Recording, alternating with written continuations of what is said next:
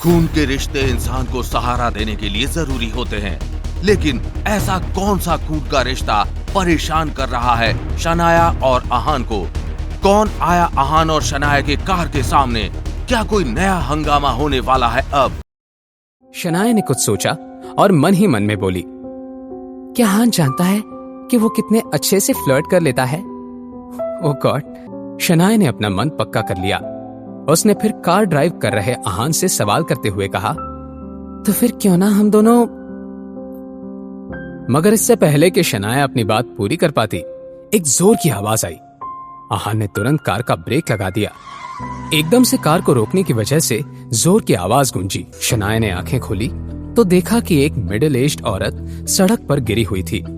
वो तो अच्छा था, आहान का ध्यान रास्ते पर ही था, वरना शायद इस औरत को लग जाता।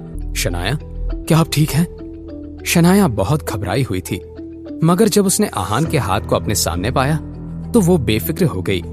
उसने आहान से कहा, मैं ठीक हूँ, लेकिन ये सामने कौन है? क्या उन्हें हमारी वजह से कोई चोट आई हुई है? शनाया ने शॉक्ड होकर जोर से कहा, सीमा बुआ। शनाया को अपनी आंखों पर यकीन ही नहीं हो रहा था।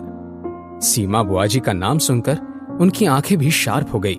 आहान को सीमा बुआ जी खास पसंद नहीं थी, क्योंकि उनकी उसी हरकत की वजह से शनाया बहुत परेशान हो गई थी। वो सिर्फ पैसे और ज्वेलरी ही नहीं, शनाया के इंपॉर्टेंट डॉक्यूमेंट्स जैसे कि पासपोर्ट और एटीएम कार्ड भी ले गई थी। सीमा बुआ जी ने देखा कि ड्राइवर सीट पर आहान बैठा था। ये देखकर वो गुस्सा हो गई। एक ही पल के अंदर अंदर सीमा बुआ जी के चेहरे पर छाया हुआ डर नफरत में बदल गया। वो गुस्से से चलते हुए आहान की साइड की विंडो की तरफ आई और उन्होंने आहान की खिड़की पर जोर जोर से हाथ मारना शुरू किया। आहान ने उनकी तरफ एक गुस्सैल नजर से देखा और खिड़की का शीशा नीचे कर दिया। विंडो का कांच नीचे होते ही सीमा बुआ जी आहान पर बरस पड़ी। बेशरम, एक घर जमाए होने के बाद भी तुम्हारी इतनी हिम्मत कैसे हुई? अभी अगर मेरी जान चली जाती तो क्या तुम जिम्मेदारी लेते? सीमा बुआ जी ने आहान को खरी खोटी सुनाते हुए कहा। आहान को वैसे भी इस ड्रामे से कोई फर्क नहीं पड़ रहा था, मगर शनाया ने आहान की तरफदारी करते हुए कहा, सीमा बुआ जी, आप पहले हमारे कार के सामने आकर रुकी थी, और हाँ, वो भी जानबूझकर। अब अपनी भतीजी की ऐसी बातें सुनने के बाद सीमा बुआ जी के तेवर ही बदल गए। वो गुस्से से शनाया को घूरने लगी और सीमा बुआ जी ने शनाया से कहा, ना समझ लड़की, तुम ये कैसी बातें कर रही हो? क्या मतलब है कि मैं जानबूझकर बीच में आई थी? मैं तो रास्ते से साइड से आराम से चल रही थी। ये बात तो साफ है कि तुम्हारे इस पति ने मेरी जान लेने की कोशिश की है। सीमा बुआ जी ने अपनी ये बात बहुत ही कॉन्फिडेंस के साथ कही थी। अपने दोनों हाथों को कमर पर रखकर वो ऐसे लग रही थी मानो आज वो झगड़ा करने की तैयारी से आई थी। आहान ये सारा नाटक देखने के मूड में नहीं था और सीमा बुआ जी की बात सुनने के बाद वो और भी ज्यादा इरिटेट हो गया। उसने धीमे आवाज में बड़बड़ाते हुए कहा, आपके साथ तो ऐसा ही होना चाहिए। आहान ने तो बस खुद से ही कहा था, लेकिन फिर भी सीमा बुआ जी ने ये बात सुन ली और चिढ़कर आहान से कहा, तुमने क्या कहा? तुम तो कुछ ज्यादा से सर पर चढ़ गए हो। मैं बता रही हूँ कि अगर तुमने मेरे साथ बदतमीजी करने की कोशिश की तो अच्छा नहीं होगा। जब शनाया ने आहान के अगेंस्ट ऐसी बात सुनी तो वो गुस्सा हो गई। शनाया अपनी सीमा बुआ जी से कुछ कहने ही वाली थी, लेकिन आहान ने उसका हाथ पकड़कर उसे शांत करने का इशारा कर दिया। तभी आहान, शनाया और कार के बाहर खड़ी सीमा बुआ जी ने एक आवाज सुनी, माँ, क्या आप ठीक हैं? कहीं किसी ने आपको तंग तो नहीं किया? रतन, मेरे बच्चे, अच्छा हुआ कि तुम आ गए। रतन को देखने के बाद आहान और शनाया ने एक दूसरे की तरफ देखा। उनके चेहरे पर डिसअपॉइंटमेंट ने जगह ले ली। रतन सीमा बुआ जी का बेटा था।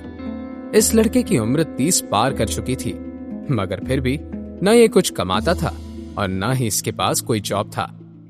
रतन की इमेज कुछ खास नहीं थी। वो दिन भर अपने कुछ निठल्ले दोस्तों के साथ किसी न किसी को फंसाकर उनसे जबरदस्ती पैसे ले लेता और वापस करने का नाम भी नहीं लेता था। इस वक्त रतन के हाथ में एक लोहे का रॉड था।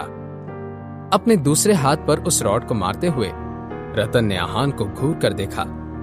और अपनी माँ से सवाल करते हुए कहा, क्या ये शेखर मामा जी और यामिनी मामी का घर जमाई है? हाँ रतन, पता है तुम्हारे आने से पहले इस आहान के बच्चे ने तो कह रहा था कि मैंने ये सब जानबूझकर किया था। वो तो अच्छा हुआ कि तुम आ गए, वरना मुझे डर है कि ये लड़का तो आज मेरी जान ही ले लेता। तुम्हारे किस हाथ ने मेरे माँ को चोट पहुंचाने की कोशिश की है? आहान को रतन के इस खतरनाक अंदाज से कोई फर्क नहीं पड़ता था, लेकिन शनाया ने रतन को जवाब देते हुए कहा, रतन, आहान ने सीमा बुआ जी को कोई चोट नहीं पहुंचाई है और इसमें हमारी नहीं, सीमा बुआ जी की गलती है। इस पॉइंट पर शनाया को भी थोड़ा गुस्सा आ गया था, लेकिन रतन को शनाया के गुस्से से क्या डर लग सकता था। उसने शनाया का मुंह बंद करते हुए कहा, तुम अपना मुंह बंद करो, तुमने किसे धोखेबाज कहा? आहान के सवाल के जवाब में सीमा बुआ जी ने कहा, क्या मेरे बेटे रतन ने कुछ गलत कहा है? यह लड़की धोखेबाज नहीं है तो और क्या है? उसने अपने बुआ जी और भाई का साथ देने की बजाय तुम्हारे जैसे कचरे के डब्बे का साथ देना सही समझा। हम दोनों उसके खून के रिश्तेदार, हमारे सामने तुम जैसे दो कौड़ी के इंसान को चुना शनाया ने। वो पति है मेरा, अपना मुंह संभाल कर बात कीजिए। और आप मेरे रिश्तेदार कब से हो गए? खून के रिश्ते से अगर दुनिया चलने लगती तो आप जैसे लोगों को अपने ही परिवार में चोरी करने की जरूरत ना पड़ती। क्या शनाया के इस ताने से ये बहस बिगड़ने वाली थी? सीमा बुआ जी अब आगे क्या करने वाली हैं? आहान इस सब से शनाया को कैसे बाहर निकालेगा? क्या होगा रतन और आहान के बीच झगड़ा?